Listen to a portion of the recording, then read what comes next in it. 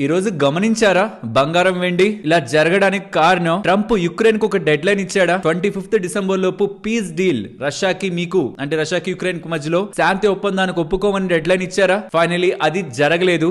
Even దీని related గా Trump కూడా ఈ యుద్ధం కారణంగా అందరూ అలసిపోయారు, చాలా మంది సోల్జర్స్ కాలం చేశారు, ఇంకా కూడా యుద్ధం ఆపట్లేదు. బట్ ఎస్ డిస్కషన్స్ అయితే జరుగుతున్నాయి, కానీ యుద్ధం ఆగేలా లేదనేలా హింట్ ఇస్తూ ఉండడం. బట్ దానికంటే ఎక్కువగా ఫ్రైడే మన మార్కెట్ క్లోజ్ అయ్యాక ఒకసారి ఇది చూడండి. ఈ మధ్య కాలంలో యుక్రెయిన్ వాళ్ళు రష్యా మీద డ్రోన్లతో అటాక్ చేశారు, మేము బదులిస్తామని రష్యా ప్రెసిడెంట్ పుతిన్ గారు చెప్పారని ఎలా మనం అనుకున్నావా? దానికి బదులు కనిపించింది. క్రిస్మస్ కి పెద్ద మొత్తంలో డ్రోన్స్ తో 130 డ్రోన్స్ తో ఆయిల్ రిఫైనరీనే కాదు చాలా ప్రాంతాలని రష్యా వాళ్ళు హిట్ చేశారు. పుతిన్ ఈ క్రిస్మస్ కి హెల్ ఫైర్ అంటే ఏంటో చూపించారని ఎలా మీకు ఆర్టికల్స్ కూడా కనిపిస్తాయి. ఆగుతుంది అనుకున్న యుద్ధం ఆగలేదు, దానికి పైగా ఆ యుద్ధం రిలేటెడ్ ఇంకొంత స్ట్రెంగ్త్ కనిపిస్తూ ఉండడం, ఇంకా యుద్ధం పెరుగుతుందని ఎలా ఇక్కడ కనిపిస్తూ ఉండడం బంగారం వెండి పెరగడానికి ప్రధానమైన కారణాలు. బట్ దీని రిలేటెడ్ గా మార్కెట్ అనాలిసిస్ లో ఇంకొంత డీప్ గా డిస్కస్ చేసుకుందాం. దీంతో పాటు ఇవాళ మార్కెట్ పోర్ట్ఫోలియో లెవెల్లో పెద్ద ఇంపాక్ట్ ని క్రియేట్ చేసి ఉండకపోయిండొచ్చు. స్మాల్ క్యాప్స్ ఇవాళ న్యూట్రల్ లో ఎండ్ అయ్యాయి, కానీ సెంటిమెంట్ మార్కెట్ పరంగా కొంత నెగిటివ్ గా మారుతుంది. ఆ డేటాని మాట్లాడుకుంటూ కమింగ్ టైమ్స్ లో స్పెషల్లీ బడ్జెట్ రాబోతుంది. బడ్జెట్ రిలేటెడ్ గా రైల్వే స్టాక్స్ ఊపందుకుంటున్నాయి. బట్ బడ్జెట్ రిలేటెడ్ గా ఒక సీరియస్ ఎక్స్పెక్టేషన్ అయితే మార్కెట్ పరంగా మనం పెట్టుకోవచ్చు అనే ఒక క్వశ్చన్ మార్క్ రైజ్ అవుతుంది. ఇఫ్ ఇన్ కేస్ అది జరిగితే ఫిబ్రవరిలో మార్కెట్స్ బోత్ హ్యాండ్స్ తో దానికి రియాక్ట్ అవుతాయి, అంటే మంచిగా రియాక్ట్ అవుతాయి. సో వీటన్నిటి గురించి వాళ్ళ వీడియోలో మాట్లాడుకుంటూ ఫర్దర్ మార్కెట్ రిలేటెడ్ ఉన్న డేటా, నెక్స్ట్ ఇంపార్టెంట్ ఈవెంట్స్ ని డిస్కస్ చేసుకుని మన మార్కెట్ అనాలిసిస్ ని ఎండ్ చేద్దాం. Hello friends, welcome to day trader Telugu.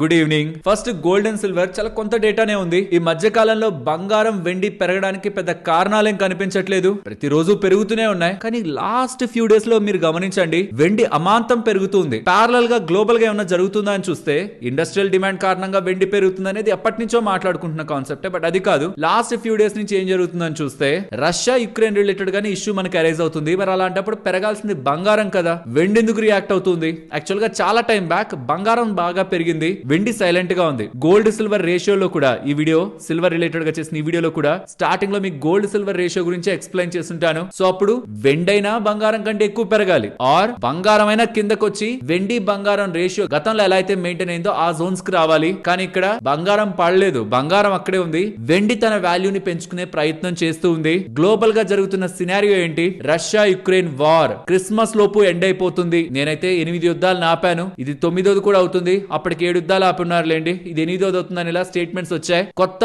Dead line అయితే సెట్ చేశారు జెలెన్స్కీకి. ఈవెన్ యుఎస్ వాళ్ళు కూడా మనల్ని స్ట్రాంగ్ అడుగుతున్నారు, మనం ఏదో ఒక డెసిషన్ తీసుకోవాలని. అక్కడ యుక్రెయిన్ లో కూడా రెఫరెండం ని పెట్టారు, ప్రజల ఒక అభిప్రాయాన్ని సేకరించే ప్రయత్నం చేశారు. అదేది కూడా ఒక కొలిక్కి రాకపోతూ ఉండడం. మరి ఏం జరిగిందో ఏమో, కానీ యుక్రెయిన్ వాళ్ళు రష్యా మీదకి డ్రోన్లు పంపించారు, కొంత దాడి చేశారు, ఒక రకంగా సక్సెస్ అయ్యారు యుక్రెయిన్ వాళ్ళు. దీనికి మేము ప్రతి దాడి చేస్తాం, బదులు తీర్చుకుంటాం అని రష్యా వాళ్ళు చెప్పారు. దానికి తగ్గట్టు పెద్ద మొత్తంలో డ్రోన్లతో యుక్రెయిన్ మీద పడుతూ ఉండడం. యుద్ధం అన్సర్టనిటీ ఆటోమేటిక్ గా బంగారాన్ని వెండిని పెంచుతుంటాయి, కాబట్టి మళ్ళీ బంగారం వెండి పెరిగినట్లు మనకి కనిపిస్తుంది. సో చివరికి ట్రంప్ కూడా హోప్లెస్ గా ఒక స్టేట్మెంట్ రష్యా యుక్రెయిన్ రిలేటెడ్ గా చేస్తుండేసరికి ఇంక ఇది ఎంత ముదురుతుందో, ప్రెసెంట్ యుద్ధం జరుగుతుంది కదా వీళ్ళిద్దరి మధ్యలో డ్రోన్స్ తో, అది ఇంకెంత ముందుకు వెళ్తుందో, దీంట్లో యూరోపియన్ నేషన్స్ అయినా ఇన్వాల్వ్ అవడం, ఈ కన్సర్న్స్ తో కూడా ప్రాబబుల్లీ గోల్డ్ అండ్ సిల్వర్ లో ఈ మధ్య కాలం నుంచి కూడా కొంత అప్ సైడ్ కనిపిస్తూ రావచ్చు. బట్ ఏ అన్సర్టనిటీ అయినా ఒక టైంలో సెటిల్ అవుతుంది. సెటిల్ అవుతున్న టైంలో ఇలానే ఎలా అయితే పెరుగుతున్నాయో అలానే వోలటైలిటీ కూడా ఈ బంగారం వెండిలో ఉంటుందన్న విషయాన్ని గుర్తుంచుకోవాలి. ఎందుకు ఇది చెప్తున్నానంటే, ఒక సైడ్ వెళ్తున్నాయి కదా, బంగారం వెండి పెరుగుతున్నట్లే కనిపిస్తున్నాయి కదా, అలానే వెళ్ళిపోతాయి, ఇంకా వెనక్కి తిరిగి చూడవని మనం అనుకుంటాం. కానీ కాదు, ఎలా అయితే పెరగడానికి ఒక రీజన్ ఉంటుందో పడడానికి కూడా ఒక రీజన్ ఉంటుంది. కానీ ఇప్పుడు మనకి పెరగడానికి రీజన్స్ హైలైట్ అవుతూ ఉంటాయి. కాబట్టి immediate gains or immediate returns అని కాకుండా ఒక అసెట్ క్లాస్ లోకి వెళ్తున్నప్పుడు దాని పాస్ట్ వోలటైలిటీని కూడా మైండ్ లో ఉంచుకొని ఎప్పుడెప్పుడు ఎంతెంత శాతం పడింది, ఎన్ని సంవత్సరాలు అలా ఉండిపోయింది, దీంట్లోనే రిస్క్ ఏంటి అనేది కూడా ఒక్కసారి అనాలిసిస్ చేసి ఒకసారి స్టడీ చేసి ముందుకు వెళ్ళడం మంచిది. దాని రిలేటెడ్ గా మీరు బంగారం గురించి తెలుసుకోవాలనుకుంటే ఈ వీడియో, వెండి రిలేటెడ్ గా తెలుసుకోవాలంటే ఈ వీడియో మీకు హెల్ప్ అవుతాయి. అండ్ బంగారం వెండి బాగా పెరుగుతుండేసరికి చాలా మంది ఎలా ఇన్వెస్ట్ చేయాలి బంగారం వెండిలో అన్న దాని మీద ఎక్కువ ఫోకస్ చేస్తున్నారు. కానీ ఈ లాస్ట్ ఒక సంవత్సరం దాని పైనుంచి కూడా పెద్దగా రిటర్న్స్ ఇవ్వని మార్కెట్ గురించి ఎవరు కూడా పట్టించుకోవట్లేదు. ఎస్ నెగటివ్స్ ఉన్నాయి మార్కెట్ లో, కానీ ఒకసారి ఇమేజ్ చూడండి.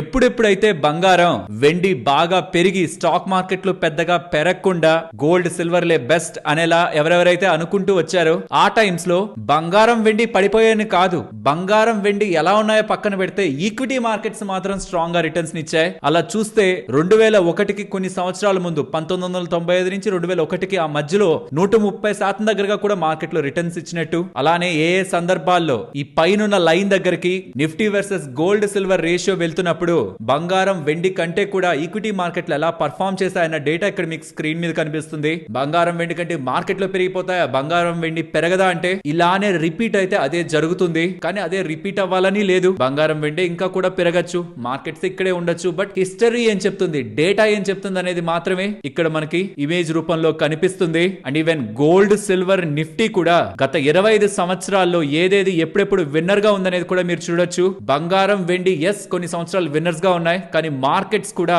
నిఫ్టీ నిఫ్టీ నిఫ్టీ అని కనిపిస్తుందా, అవి కూడా చాలా సంవత్సరాలు విన్నర్ గానే ఉంది. సో చాలా టైం బ్యాక్ నుంచి మార్కెట్ విన్నర్ గా లేదు. కాబట్టి బంగారం వెండితో పోలిస్తే కమింగ్ టైమ్స్ లో అందరి చూపులంతా ఈ వెండి బంగారం మీద ఉంటున్నప్పుడు మార్కెట్స్ రిలేటెడ్ గా కూడా థీమ్ కనిపించే అవకాశం ఉంది. బంగారం వెండిని కాసేపు పక్కన పెడితే మరి ఇలా డీల్ జరగకపోవడం, పీస్ డీల్ జరగకపోవడం ఈక్విటీ మార్కెట్స్ కి ఏమైనా నెగిటివా, మన మార్కెట్స్ అందుకే పడుతున్నాయంటే కాదు. అసలు ఈ రష్యా యుక్రెయిన్ రిలేటెడ్ గా ఈవెంట్ ని మార్కెట్ మర్చిపోయి చాలా టైం అయింది. మార్కెట్ కి కన్సర్న్ గా కనిపిస్తున్న మెయిన్ ఫ్యాక్టర్, స్పెషల్లీ మన ఇండియన్ మార్కెట్స్ రిలేటెడ్ గా కన్సర్న్ గా కనిపిస్తున్న మెయిన్ ఫ్యాక్టర్ అగైన్ ఈ ఏఐ ట్రేడ్ ఎవాల్వ్ అవుతూ ఉండడం, ఏఐ రిలేటెడ్ ఉన్న స్టాక్స్ పెరుగుతూ ఉండడం, యుఎస్ మార్కెట్స్ రికార్డ్ హై దగ్గరకు వెళ్ళాయి. అమెరికన్ మార్కెట్లు అంతలా పెరుగుతుంటే ఏఐ రిలేటెడ్ ఉన్న గ్లోబల్ స్టాక్స్ కూడా అంతలా పెరుగుతుంటే ఒక ఎఫ్ఐఐ ఇండియాలో కాదు తను ఉండేది, ఇతర కంట్రీస్ లో స్పెషల్లీ అమెరికాలో ఉన్న తనైనా ఆ డబ్బులు ఇండియన్ మార్కెట్ లో పెట్టాలా అమెరికాలో పెట్టాలా, ఇక్కడ ఏఐ రిలేటెడ్ గా భూమి ఉంది అక్కడ ఏం కాదు కదా, ఏఐ రిలేటెడ్ గా లేదు కదా అని ప్రెసెంట్ ఏదైతే హాట్ సెక్టార్స్ ఉంటాయో, హాట్ స్టాక్స్ ఉంటాయో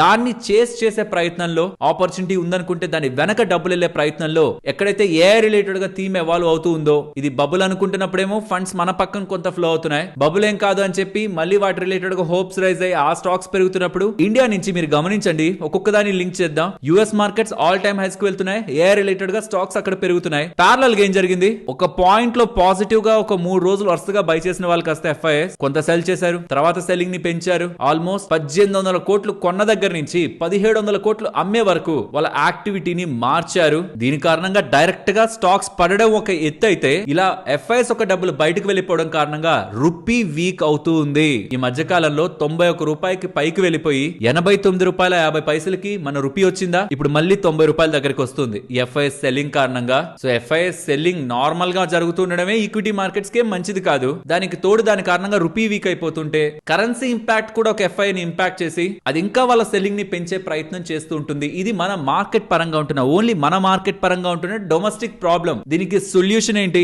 2 రకాల సొల్యూషన్స్ ఉన్నాయి. ఒకటి, యుఎస్ వాళ్ళు మనతో ట్రేడ్ డీల్ కుదుర్చుకోవడం, కానీ అది మన చేతుల్లో ఉందా, లేదు. చేతుల్లో ఉన్న దాని గురించి మాట్లాడుకుందాం, బట్ చేతుల్లో లేని దాని గురించి కూడా కొన్ని ఇంపార్టెంట్ అప్డేట్స్ కనిపిస్తున్నాయి. ఒకటి కాదు, 2 కాదు, మల్టిపుల్ అప్డేట్స్. ఇవాళ మార్కెట్స్ క్లోజ్ అయ్యాక వస్తున్న అప్డేట్ చూడండి. India US continues on trade talk, fair and balanced bilateral trade agreement కుదుర్చుకుంటాం. ఇందులో ఏం లేదు యాక్చువల్ గా, but ministry of external affairs వాళ్ళు ట్రేడ్ డీల్ కుదుర్చుకుంటాం కానీ ఫెయిర్ గా కుదుర్చుకుంటాం అని ఎలా స్టేట్మెంట్స్ చేశారు. ఇది పక్కన పెట్టండి. కామర్స్ సెక్రటరీ రీసెంట్ గా ఫ్యూ డేస్ బ్యాక్ చేసిన స్టేట్మెంట్స్ త్వరలోనే ట్రేడ్ డీల్ కుదురుతుందని. అండ్ ఇవాళ ఇండియన్ అంబాసిడర్ టు యుఎస్ ఒక ఇంపార్టెంట్ స్టేట్మెంట్ చేశారు. న్యూఢిల్లీ, వాషింగ్టన్ కాన్స్టెంట్ గా ఎంగేజ్డ్ గా ఉందని, మ్యూచువల్ బెనిఫిషియల్ ట్రేడ్ డీల్ కూడా త్వరలోనే కుదుర్చుకోబోతుంది. సో డిస్కషన్స్ ఆల్మోస్ట్ ఎండ్ లో ఉన్నాయని, ఇంకా కూడా పదే డిస్కషన్స్ అవుతున్నాయని అప్డేట్ అయితే చేశారు. వీటన్నిటికి తోడుగా యుఎస్ రిలేటెడ్ గా ఇండియాకు వస్తున్న ఇంపోర్ట్స్ పరంగా ప్రెసెంట్ ఉంటున్న రూల్స్ ని ఇండియా సింప్లిఫై చేసిందని, సో దట్ యుఎస్ వాళ్ళతో మనకి ట్రేడ్ డీల్ కుదిరేలా ఒక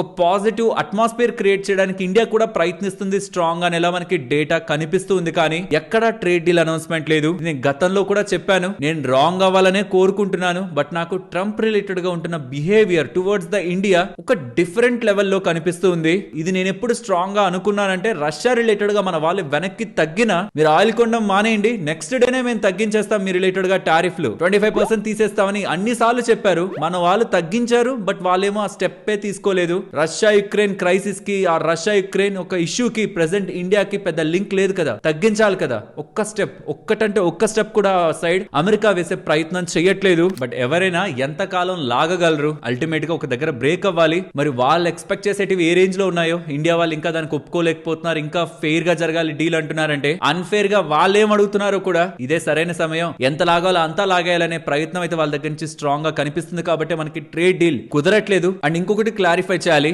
ఇవాళ చాలా ప్లాట్ఫామ్స్ లో మీకు రష్యన్ ఆయిల్ ని రిలయన్స్ ఇండస్ట్రీస్ వాళ్ళు కొంటున్నారనేలా అప్డేట్స్ కనిపిస్తాయి. సో కాబట్టి ట్రేడ్ డీల్ కుదరదేమో అని అనుకుంటారేమో, కానీ కాదు. యుఎస్ నుంచి రిలయన్స్ ఇండస్ట్రీస్ కి అనుమతి వచ్చిందని, కొనుక్కోమనే అనుమతి వచ్చిందని, కాబట్టే రిలయన్స్ వాళ్ళు కొంటున్నట్టు, యుఎస్ దగ్గర నుంచి కన్సెషన్ వచ్చిన తర్వాతే రిలయన్స్ వాళ్ళు కొంటున్నట్టు అప్డేట్స్ అయితే కనిపిస్తూ ఉన్నాయి. సో ఇండియన్ గవర్నమెంట్ ని దాటి ఎవరు ముందుకు వెళ్ళారు. గవర్నమెంట్ తగ్గించాలనుకుంటే అది ఏ కంపెనీ అయినా తగ్గించాల్సిందే. కొంటున్నారంటే సర్టన్ వే కన్సెషన్స్ వచ్చాయని కొంటున్నట్లు మనం అర్థం చేసుకోవాలి. సో మన చేతుల్లో లేనిది యుఎస్ వాళ్ళు ఒప్పుకుంటేనే ట్రేడ్ డీల్ జరగాలి. కాబట్టి ఎఫ్ఐఎస్ ని మనం ట్రేడ్ డీల్ కారణంగా ఇండియాలోకి తీసుకురావాలంటే అది అమెరికా చేతుల్లోనే ఉంది. బట్ ఇండియా చేతుల్లో కూడా స్ట్రాంగ్ గా ఒక సింపుల్ మెజర్ ఉంది. వేల కోట్ల రూపాయలు ఇలా ఈ విధంగా బయటకు వెళ్లిపోయి దాన్ని ఆపాలనుకుంటే just long term capital gain tax ని జీరో చేసి షార్ట్ టర్మ్ క్యాపిటల్ గెయిన్స్ ని కూడా సిగ్నిఫికెంట్ గా తగ్గించి ఆ ఎస్టిటిని కానీ తీసేస్తే గవర్నమెంట్ నష్టపోతుంది కరెక్టే. బట్ దాని కారణంగా టాక్సేషన్ రిలేటెడ్ గా మన కంట్రీ వెరీ అట్రాక్టివ్ అవుతుంది. ఎవరైనా పెట్టాలనుకుంటే, డబ్బులు పెట్టాలనుకుంటే నార్మల్ గా ఉన్న వాళ్ళు ఆలోచించేది రిటర్న్స్ గురించి. ఏ మాత్రం కొంచెం ఫైనాన్షియల్ గా అవేర్నెస్ ఉన్న వాళ్ళైనా పోస్ట్ ట్యాక్స్ రిటర్న్స్ గురించి ఆలోచిస్తారు. ఎఫ్ఐఎస్ కూడా ఆఫ్టర్ ట్యాక్స్ రిటర్న్స్ వాళ్ళకి ఎలా ఉంటాయనేది ఆలోచిస్తారు. ఎఫ్ఐఎస్ లాభపడతారు, పెద్ద మొత్తంలో డబ్బులు తీసుకువెళ్తారు ఇండియా నుంచి, ఒప్పుకుంటాను. బట్ దాంట్లో ఇండియన్స్ కూడా ఉంటారు. ఇండియన్స్ కూడా long term capital gains, short term capital gains, ఎస్టీటీలు తగ్గడం కారణంగా చాలా మంది ట్రేడర్స్ వాళ్ళ లాభంలో ఉంటారు. కానీ ఎస్టీటీలు మిగతావన్నీ పోను, బ్రోకరేజ్ చార్జెస్ కంటే కూడా మిగిలినవి చాలా ఎక్కువైపోను, గవర్నమెంట్ కి వెళ్ళే టాక్సెస్ అన్ని పోను. లాసుల్లో ఉండే పరిస్థితి ఎస్టీటీ కారణంగా, ఎస్టీటీ అనేది చాలా పెద్దగా ఇంపాక్ట్ చేస్తుంది. అది ఇన్వెస్టర్స్ నైనా ట్రేడర్స్ నైనా. కాబట్టి వాటి మీద చర్యలు తీసుకొని గవర్నమెంట్ వాటి రిలేటెడ్ ఒక్క స్టెప్ వెనక్కి వెళ్తే ఇండియా వెరీ అట్రాక్టివ్ గా మారుతుంది. టాక్సేషన్ రిలేటెడ్ గా, టాక్సేషన్ పరంగా చూసినప్పుడు దెన్ అది ఒక బిగ్ ఎడ్జ్ ఇస్తుంది. ఎఫ్ఐఎస్ షార్ట్స్ ఆల్మోస్ట్ 88% దగ్గరగా క్యారీ చేస్తున్నారా. ఆ ఒక్క అప్డేట్ నిర్మలా సీతారామన్ గారి దగ్గర నుంచి వస్తే ఒక బిగ్ బూస్ట్ ఎఫ్ఐఎస్ రిలేటెడ్ గా ఇన్ఫ్లోస్ పరంగా ఉంటుంది. ఎన్నో చేంజెస్ తీసుకున్నాం కదా ఇండియా పరంగా. టాక్సేషన్ బెనిఫిట్ కూడా ఎఫ్ఐఎస్ ఒక అవుట్ ఫ్లోస్ ని ఆపడానికి మనం తీసుకోవడం రాంగ్ అయితే ఏం కాదు. ఇది పర్సనల్ గా నా అభిప్రాయం. దీన్ని మీరు ఒకవేళ వ్యతిరేకిస్తున్నారు, దీనికి ఏమైనా భిన్న అభిప్రాయాలు మీకుంటున్నా మీరు కామెంట్ సెక్షన్ లో షేర్ చేయండి. సరే, ఇప్పుడు అదంతా అయిపోయింది. మార్కెట్స్ రిలేటెడ్ గా, కమింగ్ డేస్ లో మార్కెట్స్ రిలేటెడ్ గా మనం ఎలా అర్థం చేసుకోవాలి, జస్ట్ ఒకసారి కొంచెం ప్లెయిన్ గా ఇప్పుడు నేను చెప్పేది వినండి. America India trade deal numbers, companies యొక్క నెంబర్స్, బడ్జెట్ లో చేసే అనౌన్స్మెంట్స్, ఈ మూడు ఇంపార్టెంట్ ఏనా? ఈ మూడు బిగ్ థింగ్ ఏనా ఇండియా పరంగా? US India trade deal, company results coming times లో వస్తాయి కదా, డిసెంబర్ ఎండెడ్ క్వార్టర్ వి, ప్లస్ బడ్జెట్ లో చేసే అనౌన్స్మెంట్స్, సెక్టార్స్ పరంగా కానివ్వండి, ఎంటైర్ స్టాక్ మార్కెట్ పరంగా, టాక్సేషన్ పరంగా కానివ్వండి, ఇండెక్సేషన్ బెనిఫిట్ అని కూడా ఏమైనా అన్నారనుకోండి, ఏదైనా ఒక చిన్న పాజిటివ్ అయినా యాడ్ చేస్తే, అట్రాక్టివ్నెస్ గా ఏదైనా మారిస్తే క్యాపిటల్ మార్కెట్స్ ని ఎంటైర్ పిక్చర్ మారే అవకాశం ఉంటుంది మార్కెట్స్ పరంగా. కానీ ఇవి ఏవి కూడా మన హ్యాండ్స్ లో లేవు. యుఎస్ ఇండియా ట్రేడ్ డీల్ ఎప్పుడు జరుగుతుందో తెలియదు, బడ్జెట్ లో ఏం చెప్తారో తెలియదు, అసలు కంపెనీ నెంబర్స్ మంచిగా ఉంటాయా ఉండవా అన్న ఒక 100% క్లారిటీ కూడా మన చేతిలో ఉండదు. కానీ ఈ మూడు కమింగ్ డేస్ లో ఎలా జరుగుతున్నాయనే దాన్ని బట్టే మార్కెట్ స్ట్రాంగ్ గా పెరగాల, పడాలా, ఆర్ కొంత పెరిగినట్లు పెరిగి పడుతూ అలా కన్సాలిడేట్ అవ్వాలా అన్నది ఈ మూడు దాని మీద ఆధారపడి ఉంటుంది. కానీ ఇండియా రిలేటెడ్ గా తీసుకుని ఇంకొన్ని చేంజెస్ ఉన్నాయి. లైక్ జిఎస్టీని తగ్గించారు, దాని కారణంగా సేల్స్ ఆల్రెడీ మార్కెట్ లో రిఫ్లెక్ట్ అయ్యలేంది. ఇంకెన్నో రోజులు మనం దీని గురించి జిఎస్టీ అని అనుకోలేం, అది ఆల్రెడీ కన్సంప్షన్ లో రిఫ్లెక్ట్ అయింది. ఇన్కమ్ ట్యాక్స్ రిలేటెడ్ గా చేంజెస్ మాత్రం ఇంకా కనిపిస్తాయి. ఇన్ఫ్లేషన్ తక్కువ ఉంది, ఆర్బీఐ వాళ్ళు వడ్డీ రేట్లు కట్ చేస్తున్నారు, కట్ చేస్తాననేలా కూడా recent monetary policy committee meeting లో జరిగిన మినిట్స్ డిస్కషన్ లో కూడా మనకు బయటకు వచ్చింది. ఫెడ్ వాళ్ళు కూడా వడ్డీ రేట్లు కట్ చేస్తారనే అప్డేట్స్ ఉన్నాయి. సో ఇందాక మాట్లాడుకున్న మూడు నెగిటివ్ అవ్వచ్చు, పాజిటివ్ అవ్వచ్చు, బట్ ఇప్పుడు మాట్లాడుకున్నావు మాత్రం పాజిటివ్సే. వీటన్నిటికీ యాడెడ్ గా ఒక నెగిటివ్ ఏదైనా ఉందంటే గ్లోబల్ గా ఏఐ రిలేటెడ్ గా బూమ్ పెరుగుతుండే కొద్దీ ఇండియా రిలేటెడ్ గా అవుట్ ఫ్లోస్ పెరిగే అవకాశం, దాని ద్వారా రూపీ కూడా ఇంపాక్ట్ అయ్యి అది ఫర్దర్ గా ఎఫ్ఐఎస్ ఒక అవుట్ ఫ్లోస్ ని పెంచే అవకాశం ఉంటుంది. హోప్ మీకు ఈ లాజిక్స్ అన్ని అర్థమయ్యాయని. అండ్ ఇంకొకటి కూడా, ఇవాళ మీకు ఎఫ్ఐడిఐ డేటా తక్కువ వచ్చింది అనుకోండి, ఆర్ పాజిటివ్ లో వచ్చింది అనుకోండి, 100% తీసుకోవద్దు. మెజారిటీ ఆఫ్ మార్కెట్స్ నిన్న హాలిడే, అది కంటిన్యూ అవుతూ ఉంటుంది. ఇవాళ చాలా వాల్యూమ్స్ కూడా థిన్ గా ఉన్నాయి. మార్కెట్ లో ఏ యాక్టివిటీ ఉన్నా, అది పాజిటివ్ ఉన్నా, డీప్ నెగిటివ్ ఉన్నా, ఎఫ్ఐఎస్ నెంబర్స్ ని ఇవాళ కన్సిడరేషన్ లోకి తీసుకోకండి. రెగ్యులర్ యాక్టివిటీ కంటే ఇవాళ వాళ్ళ యాక్టివిటీ తక్కువగా ఉండొచ్చు బికాస్ ఆఫ్ క్రిస్మస్ అండ్ కొన్ని అదర్ థింగ్స్. గ్లోబల్ గా చాలా స్టాక్ మార్కెట్స్ 25th క్లోజ్ ఉన్నాయి కాబట్టి దాని ఒక ఇంపాక్ట్ ఇవాళ కూడా మనకి కంటిన్యూలోనే ఉంటుంది. ఫ్రెండ్స్, ఇలా మొత్తం డేటాని సింప్లిఫై చేస్తూ వీడియో మీ ముందుకు తీసుకురావడానికి మేము ఎఫర్ట్స్ పెట్టామని మీరు అనుకుంటే మన వీడియోని తప్పకుండా లైక్ చేయండి. ఫస్ట్ టైటాన్ తో స్టార్ట్ చేయాలి. వీళ్ళొక కొత్త బిజినెస్ సెగ్మెంట్ లోకి ఎంటర్ అవుతున్నట్టు. ల్యాబ్ గ్రోన్ డైమండ్స్ ఉన్నాయి కదా, ఇది వీళ్ళ ఒక బ్రాండ్ నేమ్, బియాన్ అనే బ్రాండ్ నేమ్ తో ల్యాబ్ గ్రోన్ డైమండ్స్ ని కమింగ్ టైమ్స్ లో సేల్ చేయబోతున్నట్టు చెప్తున్నారు. ఆల్రెడీ ఈ స్టోర్ ని కొంతమంది ఫోటోలు తీసి ఇంటర్నెట్ ఇంటర్నెట్ లో కూడా సర్క్యులేట్ చేశారు. బియాన్ హౌస్ ఆఫ్ టైటాన్ అనే ఒక బ్రాండ్ నేమ్ ఉంటున్న స్టోర్స్ ని ల్యాబ్ గ్రోన్ డైమండ్స్ ని సేల్ చేస్తామని కూడా ఇక్కడ మీకు కనిపిస్తూ ఉంటుంది. కార్టలిన్ స్టోర్స్ ఉన్నాయి కదా, వాటిల్లో కొన్నిటిని రీమోడల్ చేసి ఆ స్టోర్స్ లోనే ల్యాబ్ గ్రోన్ డైమండ్స్ ని అమ్మాలనే ఆలోచనలో టైటాన్ వాళ్ళు ఉన్నట్టు కనిపిస్తుంది. ఈ స్పేస్ లో వీళ్ళు సక్సెస్ అవ్వగలిగితే అది ఇంకా ఫర్దర్ వాల్యూని టైటాన్ రిలేటెడ్ గా యాడ్ చేస్తుంది. 29th డిసెంబర్ న స్టోర్ లాంచ్ చేస్తారని, ఫస్ట్ ముంబైలో స్టార్ట్ చేస్తారని, తర్వాత ఢిల్లీ అండ్ ఇతర జోన్స్ లో ఎక్స్పాండ్ అవుతారని టైటాన్ వాళ్ళు చెప్తున్నారు. క్వాలిటీ పవర్ వాళ్ళు ఉన్నారా, వాళ్ళు వీరాల్ కంట్రోల్స్ అనే కంపెనీలో 76% వాటాని 15 crore 20 lakhs కి కొన్నారని చెప్తున్నారు. దీని కారణంగా power electronics and high current power conversion related గా ఆ సెగ్మెంట్ లో బిజినెస్ పరంగా వీళ్ళకి అడ్వాంటేజ్ దొరుకుతుందని అప్డేట్స్ చేస్తున్నారు. ఆస్ట్రా మైక్రోవేవ్ వాళ్ళు అండ్ బిఎల్ వాళ్ళు వీళ్ళిద్దరూ కలిసి ఒక స్ట్రాటజిక్ డిఫెన్స్ ఎలక్ట్రానిక్స్ ఎంఓయు ని కుదుర్చుకున్నారు. దీని కారణంగా advanced electronic module sub systems and systems for defence and aerospace పరంగా ఇద్దరు కలిసి బిజినెస్ అయితే చేయబోతున్నారని, electronic warfare, radar systems and satellites పరంగా వీళ్ళ ఫోకస్ ఉంటుందని అప్డేట్ చేస్తున్నారు.